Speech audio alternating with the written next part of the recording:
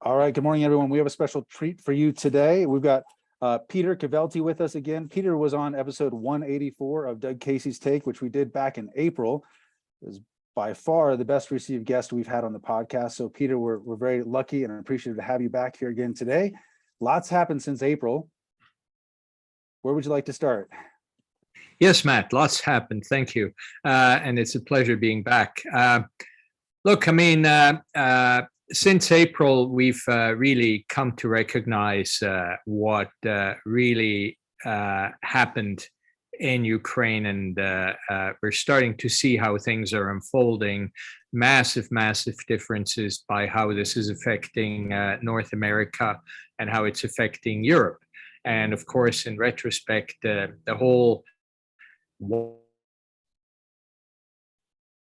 embracement the European Union, the member states of the sanctions regime, has really resulted in, they've shot themselves into their feet, both of them. And the suffering that's ahead for the coming fall and winter is remarkable. But where I'd like to start today, if that's okay, is by going back to what the investment implications are. And, what's been coming onto my radar over and over with greater intensity is really gold. Not just like cash as a temporary parking spot, but unlike cash, as an asset that can beat inflation and actually rise in value over the coming period. And I think the chances of that are very good. And I'd like to get into that if that resonates with you. Yeah, definitely. I think the skepticism toward gold, though, among many has only grown in the last year as mining stocks and gold itself has been crushed in an environment where everyone expected it would take off. Yes, absolutely.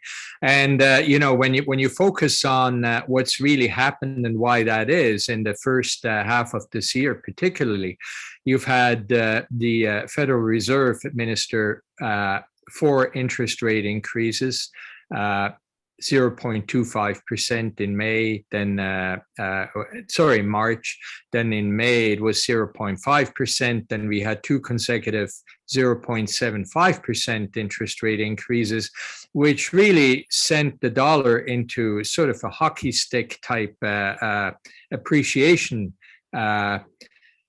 profile. And that historically is not good for gold. And the question really now is how will the Federal Reserve and the other central banks move forward now that we have distinct evidence of a weakening economy, and as the Biden administration calls it, a transition.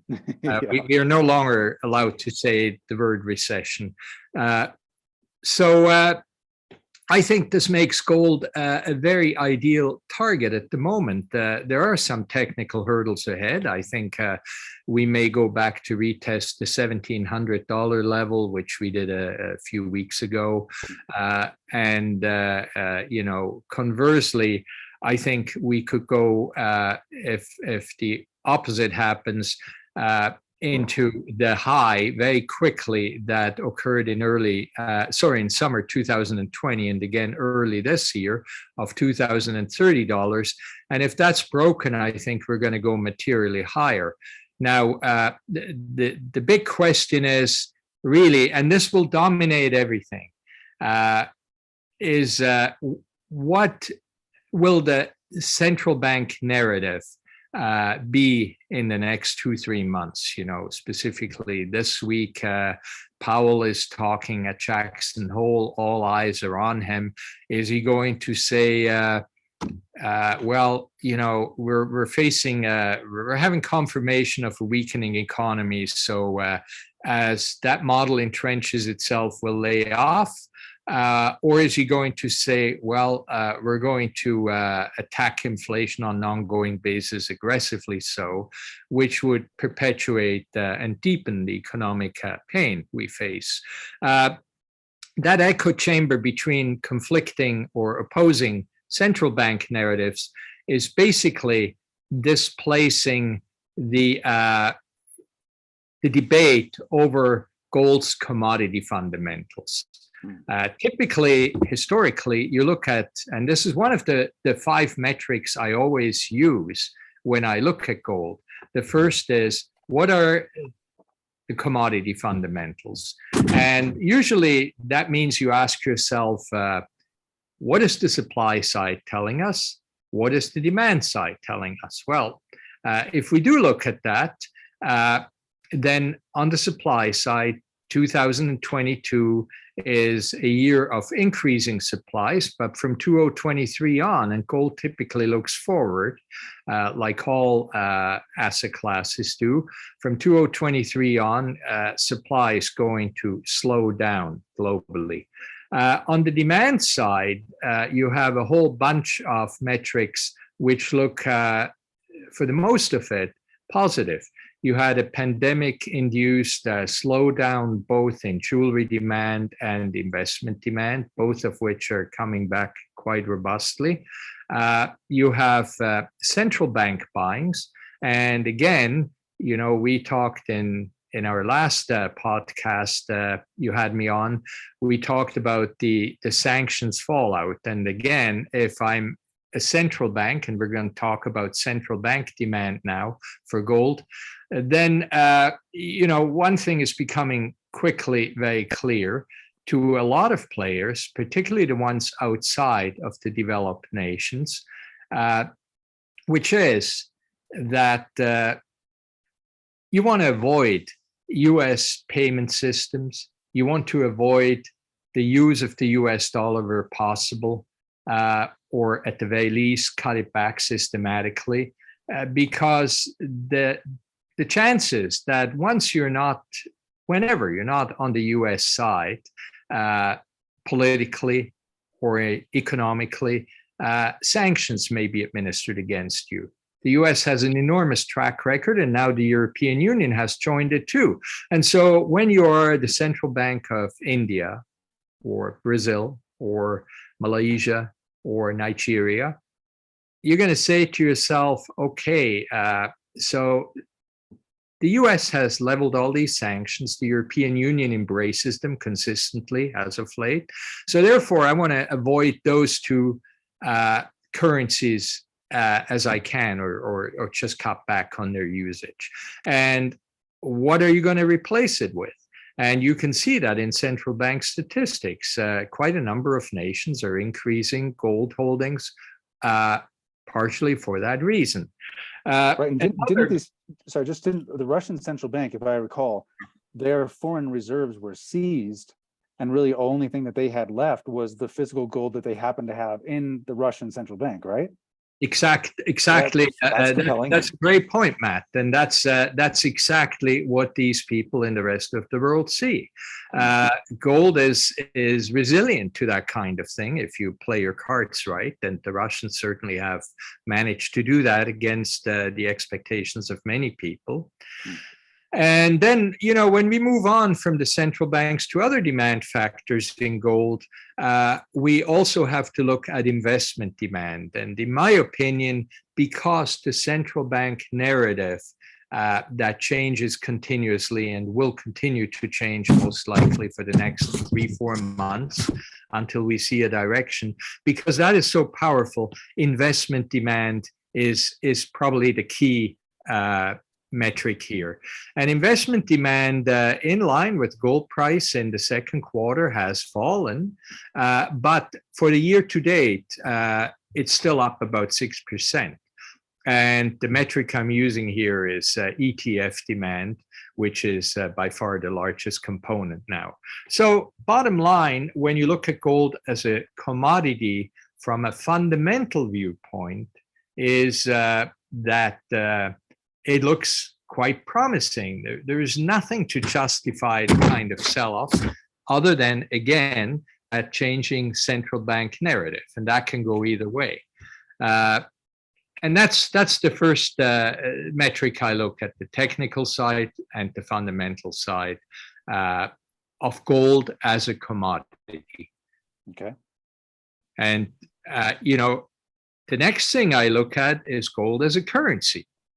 And there, if you look at the three things that really matter, you want to own gold really, really badly. The first is gold's recognition as a globally accepted, tradable, decentralized asset. And that I cannot emphasize enough, because when you look at the competitors in the currency field, you see over the millennia and more recently centuries, this constant appearance of currencies that briefly dominate things, and then they go by the wayside. And the reason, of course, is that they're being debased, and they were, gold and silver and precious metals were debased during the Roman Empire, and they're still debased at record speed, particularly in the context of the United States dollar and the euro. Gold cannot be debased because it can't be willfully printed. The other thing that's compelling, third thing, is gold's climb against all currencies, even in recent times. When you look at, let's say, the period between the early 1970s, when gold was cut loose by the United States from the dollar, in US dollars, gold has increased since then almost exactly 50-fold in a 50-year period. That is amazing. So now let me just speak to those who will say, well, you've used really the obvious victim here, the United States dollar. What about the least debased of the major currencies, the Swiss franc? All right. The Swiss franc has, or gold has increased in Swiss franc terms during the same period almost 10 times. Now, in the context of most other markets, that's fairly impressive for a static asset that cannot be manipulated. And so that's the currency comparison. When we look at gold through the currency lens, also, I'd have to comment again on the dethronement of the reserve currency of the world, the United States dollar. My view is it's going to take a bit longer than most people expect for the dollar to make a complete disappearance as reserve currency. But what I do expect also is that there will be competitors by the central banks in gold terms, by people in different parts of the world, by diversifying settlements into euros, reluctantly probably, but it is a big block, and perhaps the yuan, the Chinese currency. I'd also add another element to the gold in the currency realm, and I would not be speaking to a contemporary audience if I didn't, or not address it anyway, which is the crypto space. Crypto has been accepted in the last 3-4 years as a budding currency realm. And I think what's happened in that space is remarkable. We've had a wholesale collapse. We've had billions of dollars lost by mostly small investors who do not have the ability to come back into that market in a meaningful way, as is often advertised or said, in my opinion. Now, of course, I do not discount a comeback of crypto in platforms like Bitcoin, for example, which has indisputably a decentralized character and cannot be beyond its stated capacity be mined in endless numbers as the central bank currencies can. So that is possible, but I think that the clawback of the crypto market is going to be painful, and it's going to be slow. And that should help gold as well, because gold has been kind of sidelined in the mind of many. And I think that is going to come to an end when gold starts rising again, and the cryptos will do so more reluctantly. Okay. All right. So gold is a currency. What's the third in your 5 points? The third is the one I hear all the time now, and I don't just see it in the media or some media, but also on the phone calls I get, the inquiries I get from clients, which is gold as a last resort. Increasingly, people ask, what do I do if there is a complete systemic collapse? And it's interesting to me because I haven't heard that question since the 1970s. And you've started to hear it a lot recently? A lot. And from people, who are on retail investors, people who are seasoned professionals in the financial markets, it appears that they all are concerned with a systemic collapse. And, when you look at the current geopolitical situation, you've got to wonder how this will play out. And I'm not just, they're the obvious fears that we all have. I have it too. God, let's hope this won't result in a nuclear confrontation. Right. Or escalation. But there's also other aspects to it. What if we have a cyber confrontation? How would that play out? And that seems to be, to me, what quite a number of professors asking. We've also had fallout in Canada in particular after the suspension basically of the Constitution, at least in financial terms, through the Emergencies Act that our mini dictator introduced, and shortly after had to let go of again. But I think it lasted 2.5 days or something like that. But during that period, a lot of financial information was handed over to the federal government with relatively little resistance, and that alarmed a lot of people. So the issues that people bring up are privacy, shelter from government intervention and interference, and of course how do I keep this if I have it? The metrics of possession. Should I put it into storage? What if, should I put it with a bank, and so on? And I think there's no coincidence to this question coming up again and again now for the first time in decades. And in my case, I was confronted with that question, and Doug will well remember, we used to go to the conferences, and Howard Ruff was selling his Midnight Gardener tube. This was a plastic tube in which you could bury Krugerrands in the backyard and keep them from detection if everything collapsed.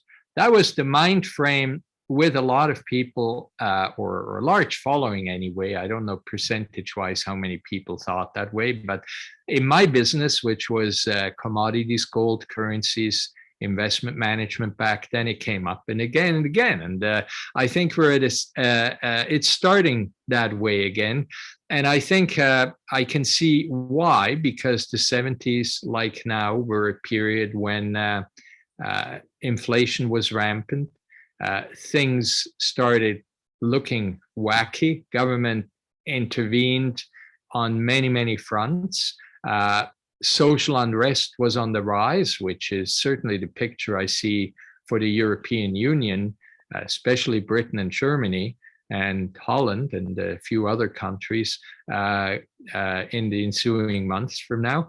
But importantly, when you look at gold as an asset of last resort, what really counts is physicality. And, this is not a thing like gold as a large component of your investment pie, where you could look at ETFs or at gold certificates. Now, there are certificates and ETFs, unlike others who have systemic counterparty risks. There are some that have promises, written promises from places like the Royal Canadian Mint that say we are ounce by ounce, we're segregating that gold for you and it's backing up. But the problems are if you look at physicality and possession that you want to have at some point or may need at some point, cashing in a certificate or gold backing up an ETF is a cumbersome process, and it's an expensive process. And you can't just show up at the Royal Canadian Mint and say, here I am, and my certificate is for 42 ounces, or my ETF has so many units in it and I want 42 1-ounce maple leafs. That's not how it works. And so, again, having it in your possession is important. Let me ask you a question real quick about the zeitgeist of the 70s, where everybody really was worried about systemic collapse. People now are also worried about systemic collapse. Clearly, it didn't happen in the 70s. I'm curious from both Doug and Peter, because you guys, a lot of us, didn't experience these trends, I guess. We didn't live through them. So what is different about this time where it probably won't, will it just resolve itself again like it did? Or what's different now than then that might make these, the Midnight Gardener kit much more necessary? Doug, do you want to answer that? Well, I just finished reading a book called The Eternal Decline and Fall of the Roman Empire.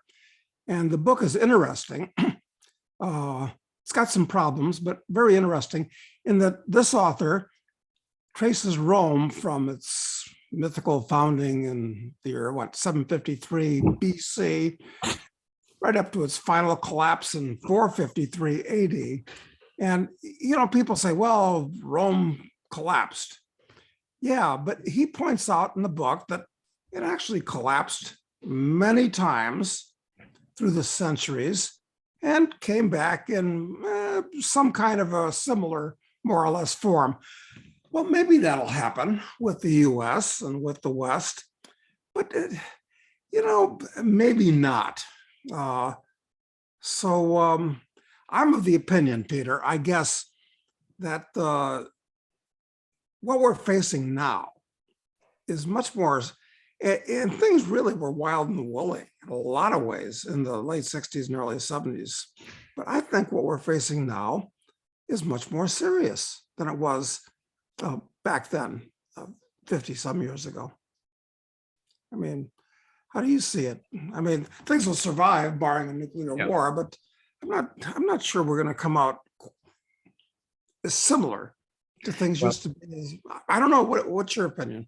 It's an interesting, that's pretty well how I see it. What really strikes me as amazing is, so I'm just going to bring myself back to the 70s. So I was a young trader, and I saw, coming from Europe and growing up in a very early post-war reality, the late 40s. I always thought of the United States as this all-powerful, engine that could remedy everything and could give us leadership. And then in 1971, I found myself in North America as a trader. And one of the things we traded were currencies. And I could see that Richard Nixon suspended the Smithsonian Agreement, which promised the bearers of $35 US 1 ounce of gold. And I predicted very quickly that I didn't think America would suffer as a nation dramatically, but I thought the US dollar would collapse. And everybody around me, from my superiors to my peers, was saying, Peter, you don't get it. The United States has won World War II, and it's invincible, and the dollar will always be number one. So I started thinking more and looking at things, and I wrote my first book on gold, aptly named How to Invest in Gold, which, as I said, came out when gold was about $200. And shortly after, a few months after, it was at $850. and that went rather well for my book sales. But the bottom line was the United States as a nation did not really give up much power. And what that was due to, I learned the painful way over the decades after, was to this massive arsenal of arrows in the central bank quiver. They came up with ever more tricks to manipulate that and keep things stable. And when you look at platforms outside of monetary, you look at the fiscal platforms, you look at agriculture, you look at education, you look at health. I think we've gone for 50, 60 years in an utterly unsustainable direction. And now it's all coming together. And I think not just have the central banks run out of things to say and do, and it's remarkable, even their followers in the financial press and their stooges are all saying, there's nothing more to do. We can either have a really deep recession or we can have more inflation. And that to me is a whole new reality. And I think that to me is the big difference to that 1970s period, is that at that point, things were starting to be manipulated in a serious way. The government invented basically out of thin air the consumer society by bringing in credit cards and consumer installment credit and this and that and the other. And so leverage was introduced on such a broad basis. And again, the leverage is probably no longer escalatable. And so anyway, that would be my answer. I've been way too long with this, but that's how it looks to me. Makes sense. I specifically, in our last call, I remember you saying that in your mind, for like 40 years, the US and maybe the West more generally had been living at the expense of the future. And so basically you're saying at about that point in the 1970s when people were worried about a collapse, they didn't maybe we weren't yet living at the expense of the future. That just kicked off the process by which we began to sacrifice the future for the present. And now that's accumulated over 40 years, and the credit line is sort of maxed out. Yeah, I agree. That's what I tried to say. Yeah, exactly. Yeah, makes sense. Okay, so number 4 in your gold valuing. Well, we've gone through last resort, we've gone through currency, we've gone through commodity. Number 4 is portfolio stabilizer. That's another really, really big one. And it's interesting when you look at gold. I mean, the obvious portfolio stabilizer is cash. It reduces volatility if you have but cash depreciates, it gets eaten up. Whereas gold is potent right now, and also because we have negative yields, and sometimes the yields are positive, but they've never been really wildly positive for a sustainable period of time. But right now they're deep in the negative, and so it's getting eaten up at a faster pace. And gold, if my prognosis is right, then gold holds its own and starts appreciating, then it has that appreciation in addition to its merits as a stabilizer of portfolios. Now, when you look at that, the easiest way of expressing the value of portfolio stabilization is let's just take a period. This year so far, okay? This year so far, as of the close a day ago, I did the numbers. Equities this year to date declined 14%. And I'm using even percentages. Bonds, 13%. Gold, 1.5% so far this year. Most people don't realize that because they look at the 2030 high we just recently had, and they go from there. So let's do that exercise. Let's use the same 3 asset classes, and let's use the movements of each since the most recent high. Okay, that's a nice way of looking at it. So now you end up with equities minus 23% as measured in the S&P 500. Bonds minus 17%. And that's an index that includes high quality treasuries and corporates. And gold, roughly 6%. So there we are. So if you had a meaningful component of gold in your portfolio, you did better than if you hadn't. Of course, cash particularly since the recent highs, would look even better for the moment. But again, it doesn't have that ability to appreciate in an environment of inflation and chaos and so on. So the question is, what is the right percentage of gold in a portfolio as a portfolio stabilizer? And that is a question at every one of the many conferences I used to attend in the 70s and 80s, where Doug was always a very featured speaker. What's the right percentage? And when you look at different time frames, that changes, of course, because gold went through periods of larger increases in production and stuff like that, which influences things, and the reaction of people to different investments is not always the same from cycle to cycle. But generally speaking, a percentage of between 10 and 15% is the right number. That to us has had the biggest potency as a portfolio stabilizer over and during many cycles. What we do internally, we massage allocation digressions, which helps even further.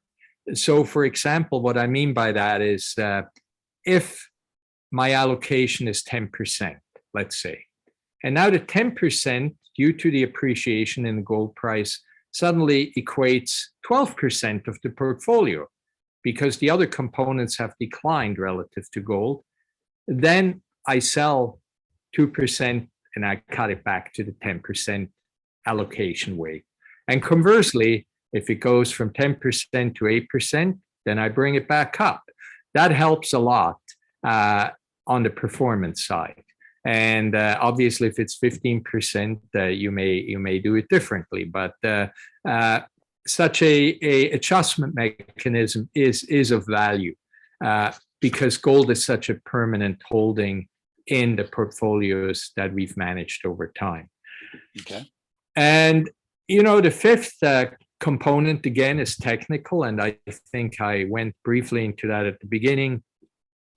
I would not be surprised. So just to bring some perspective to the technical aspect, to me, because I'm not a perma bull on gold. I've been very reluctant to hold gold, and I've always kept my core position, but sold everything else. But there are, of course, times when it's really prudent or smart to go back with a bigger percentage into gold. So if you're at 10%, you may want to go to 15 at that time. If you're really convinced of the case, you might want to add mining stocks, which have additional leverage to the gold price itself. Is this such a time right now? I would say I would wait a little bit because right now, and not because I fear more downside necessarily, but because I think the central bank narrative that's forever changing is something that creates arguably even better possibilities than right now. And on the downside, I would be very surprised if gold broke $1,700, but I think 1,700 may be imminent for another test.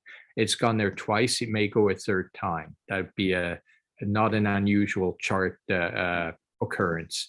And on the upside, I would definitely add more leverage to the gold side if gold broke out above $1,825. That's my target. That's an important resistance level. And I would add that, as you mentioned, Matt, quality gold mining stocks are historically at very cheap multiples right now.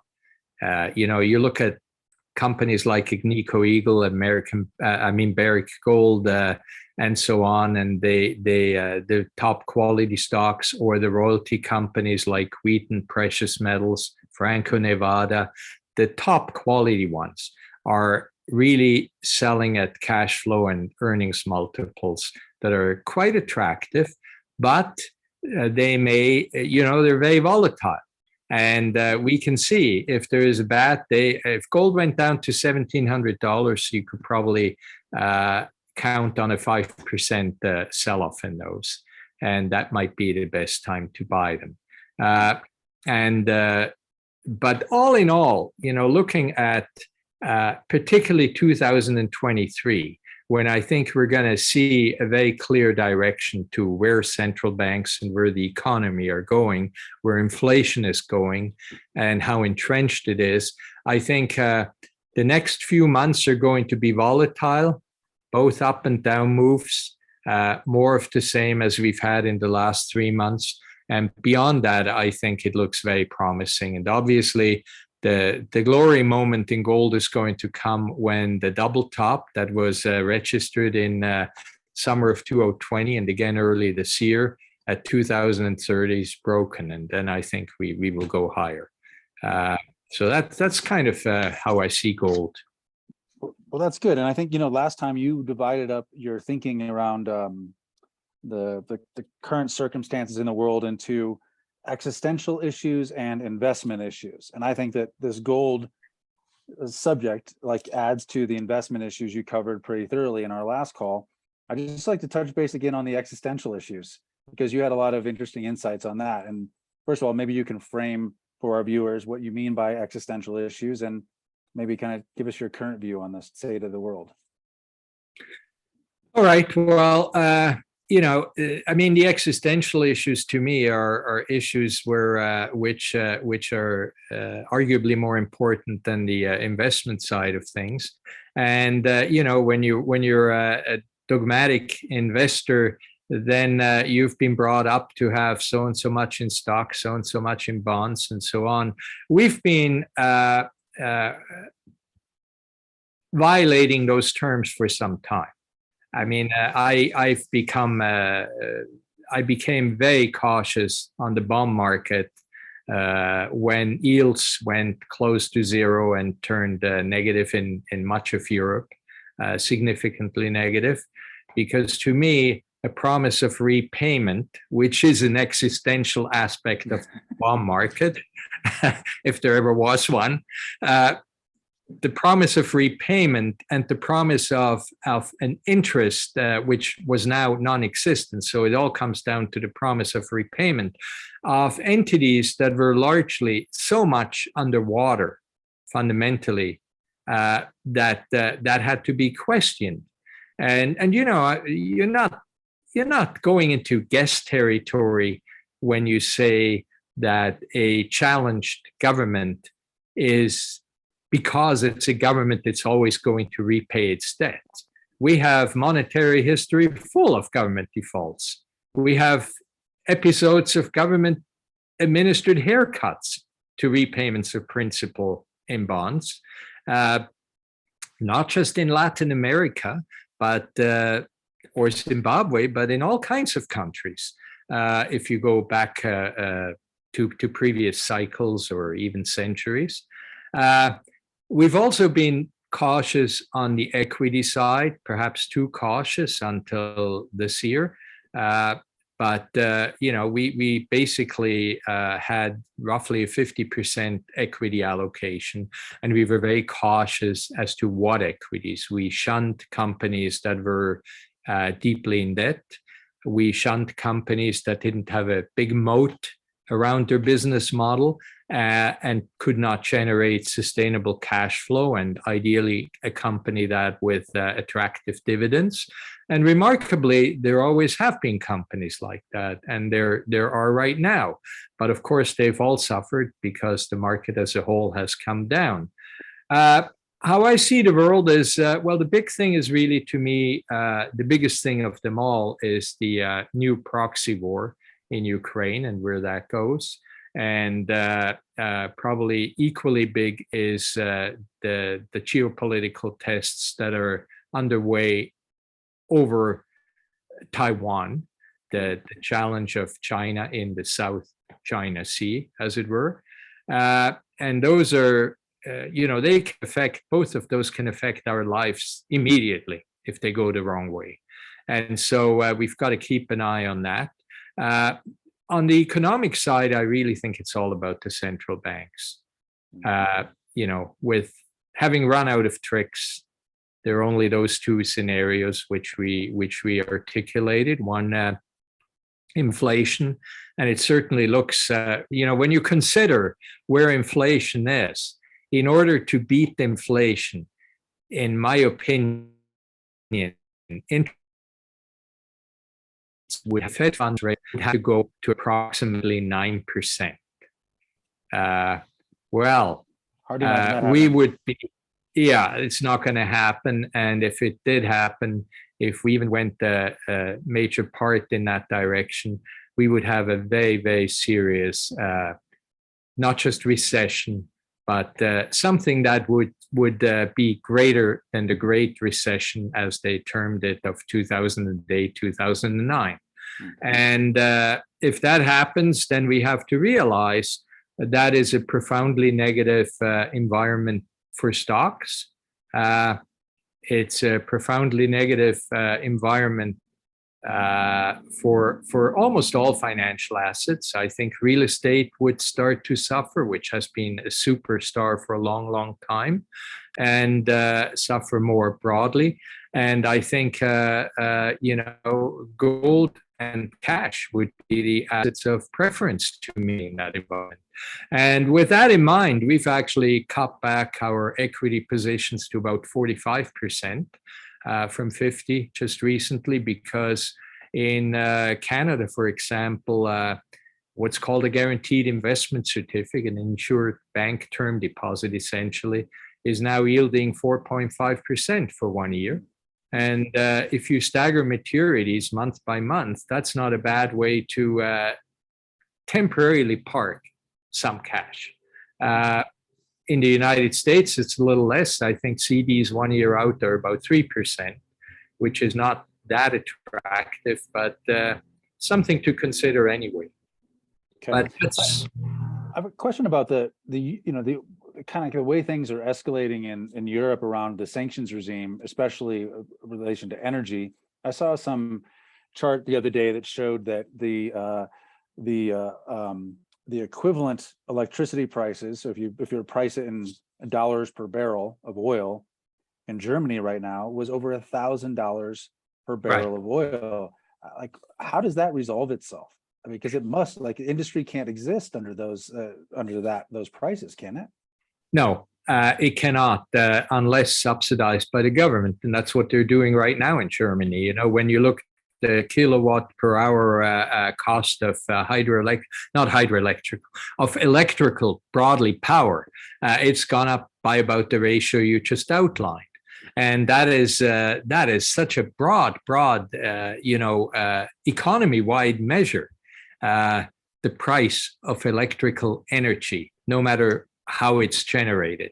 And no, it cannot continue. And yet you have the political elite in Germany and the European Union continuing to say that, we must stay the course. We cannot admit that we made a mistake. We're in this for good.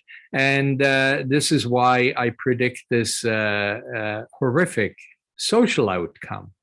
And we will see. I mean, when you listen to the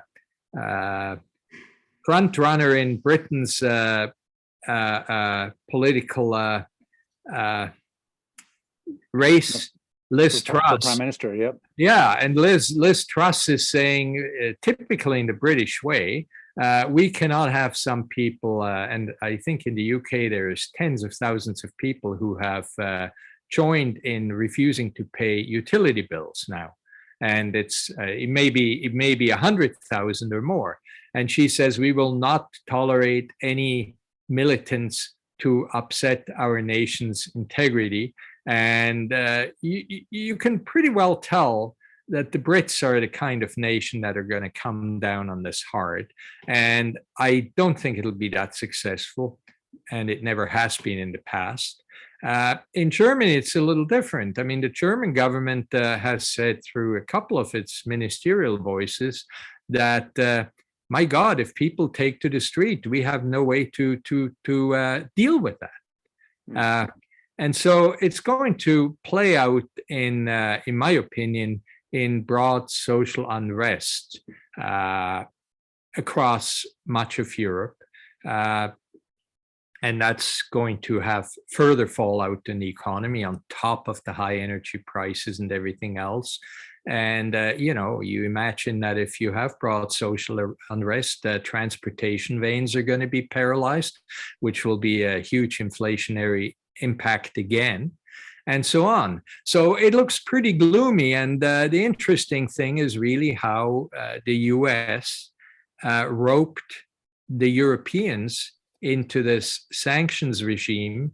And, from a US viewpoint, there is really no loss in this, because in perpetuating the Russian forever war, because other than, of course, the debasement of the currency and the fiscal imbalances and all that. But in terms of geopolitics, the US is the big gainer here, because it's roped Europe into embracing the unipolar nature of the global power structure, the unipolar nature being led by the United States on every front. And NATO, of course, is the ultimate instrument, because it's not accountable to any one sovereign nation, nor the United Nations.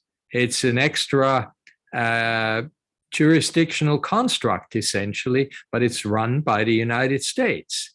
And very, very interesting times. So there is some downside to the US, though. I mean, our fuel prices are up here still. I mean, natural gas is over $10 now. It was $2.50 not long ago. It's so there are some downside, but I guess from the unipolar world standpoint, this is very supportive of it. Yeah, well, I think the downside is clearly there for the ordinary person.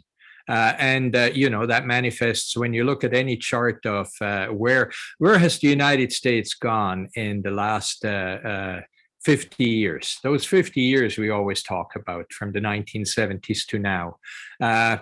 Wages, real wages, inflation adjusted wages have basically stayed put. But the wealth disparity is, has grown dramatically. Yeah, I mean, it's disgusting when you look at it. The United States has basically allowed its middle class to be emasculated. And, I have many issues with Russia, and I have many issues with China, and I probably have many issues with any sovereign state if we go into that direction. But when you look at China, one of the great accomplishments in the last 15 years has been to really build a broad middle class, while ours is disappearing. And that disappearance act is going to continue because of these decisions that we were talking about. But again, as a unipolar, the leader of the unipolar world, the United States, has extended its tenure by a few years by getting Europe on side on this Russia issue. Peter, I know you don't have a crystal ball, none of us do, but I'm just wondering what your guess is. How long is Trudeau going to last in Canada? And who do you think, just ballparking it, what do you think's gonna happen with these upcoming elections in the US in 22? And then what do you think is gonna happen in 24? Mhm. Just guessing. What do you think? Well, it would be guesswork. In Canada, it's harder to guess because you have a regime, Trudeau's Liberal Party, that is essentially entrenched for another 4.5 or so years. And it is a minority government. And it's entrenched because the leader of the NDP party, which is our political left, is essentially guaranteeing that he'll stay with Trudeau, supporting him. Unless you have an ouster of the NDP leader by his own party, which is a bit of a long shot, but it's not impossible, Trudeau will last. And to add to those woes, we also have to consider that the Conservatives in Canada really, as the official opposition, have not been doing anything to oppose what the government has done. Well, that sounds familiar. That sounds familiar, though, Peter. Yeah, and that's a familiar thing. Actually, the Conservatives are in the midst of a leadership review, which is taking forever, frustrating many Canadians. And there are a couple of bright lights in that race. If somebody from the side I favor ends up being in charge of the Conservatives, we may actually have an articulation that of the future that can resonate with Canadians broadly. But I'm very skeptical because to me it's amazing how Trudeau has basically abused his power through government overreach on virtually every front, and how many people are still on side. Turning to the United States, now I'm getting into pure guessing, and there's always a bit of hope in the United States. The big difference between the US and Canada I see is really what fascinates me about the United States is that it's the decentralized construct that is the one thing that has been working. You have the federal government, Joe Biden, saying, do this and this, and all kinds of governors immediately come out and say, no, we'll challenge that. You're out to lunch. We're not doing it. And that's, to me, a very reassuring thing. And I always compare that to the country I grew up in, Switzerland, which has been largely functional, more functional than anything else in Europe, because it's a decentralized country. The sovereignty rests with the cantons, not with the federal government. And the US is a little bit the same. But looking at the future, I'd be stunned if the Democrats did not take a huge licking in the midterms. I'd be very surprised. And I don't know how it's going to manifest. When you look at the liberal media in the United States, the Democrat-friendly media, it looks to me like they've thrown Joe Biden under a bus on a few occasions, including the New York Times, basically commenting on his age-related challenges and stuff like that, and that's just not so good. And they're polite about it, but I think that is a critical issue. What happens to Biden, if anything, before the midterms? And of course, we all know that Kamala Harris is not more popular than Biden at all. So that makes it complicated for the party. Looking at 2024, I think it's not so much whether the Democrats or the Republicans will, at this point, what they will do. I think it's more a question of how the Republicans internally handle their leadership. Their primaries, and I I'm not familiar enough to know how it looks in different parts of the country with different party affiliations. But it seems to me that a lot of people have had issues with Donald Trump. But on the other hand, this raid on his residence may have galvanized many people behind him again. So that's about all I can say. But is there even a political solution to these problems that we face? These the 40 years of living for the future, or living our future today, essentially. The unethical approach. I mean, no matter what party's in charge, it seems like we follow the same process. So would it make any difference? Yeah, that's a very good question, and I think this is the malaise we have in many countries, but perhaps more so in the United States than elsewhere, is that the two-party constructs are both utterly corrupt. I think everybody recognizes that, and if people can't see that, there is little hope. But I think a lot of people are recognizing that, the Democrat Party the Democrats have kept going back to preserving the status quo at all costs. And when you really look at the definition of liberal democracy around the world, it's really interesting how that's changed. We had the period, I think, right up to about 1995, when liberal democracy meant the advancement of individual rights and freedoms at all costs. And that has stopped being the case a long, long time ago. Whether you look at the German left, or the French left, or the US left, or the Canadian one. You could even argue that the overreach capacity and intervention capacity of liberal regimes has been stronger in some countries than the opposite would have brought. But we don't know that because the opposite wasn't in charge. So. But it's an interesting aspect to politics.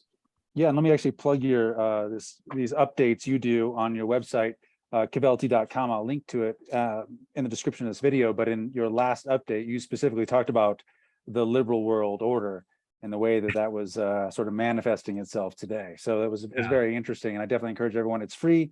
Sign up for it. Get on the list, and you publish these about once a month. Yeah.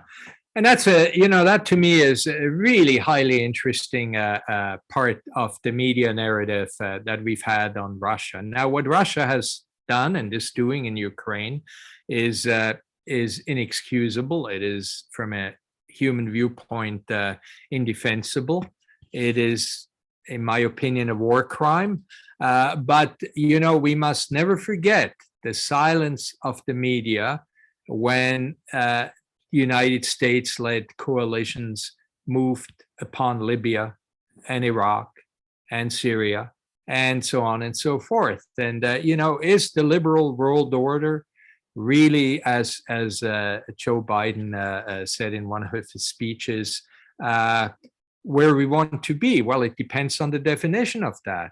If you look at the capacity the liberal world order has manifested in converting the Libyan regime, albeit run by a dictator, but a very prosperous nation, with considerable stability relative to many of its surrounding nations, having converted it into a place where human trafficking and slavery are mainstream industries today. Is that the liberal world order that we want, or what is it? And I don't see a concise answer on either side of the political spectrum, but which means really that the politicians aren't addressing what many people would like to see. Right. But thank you for the plug. Everybody is invited to subscribe, and yes, it's free. And I'm in a state of semi-retirement, and this is my way of giving back. So thank you. Well, and it's wonderful. I encourage everyone to subscribe. Like I said, I'll link to it at the description of this video. Doug, are there any last questions you have for Peter while we've got him here? Oh, well, there's so many questions that I want to hear Peter's comments on, but we could go on for hours because this is a very enjoyable conversation, which is why I'm very happy to just listen. You can actually learn something if you keep your mouth shut and listen. So I really appreciate, Peter, your debriefing on all these things. It's really just great having you on. Thank you, Doug. Thank you. Okay. All right. Well, we'll leave it there, Peter. We'll have you back in another few months as the liberal world order sort of spins more and more out of control to get an update on portfolio management and your thoughts on how to handle the existential threats we face. So thank you very much. Thanks for having me on.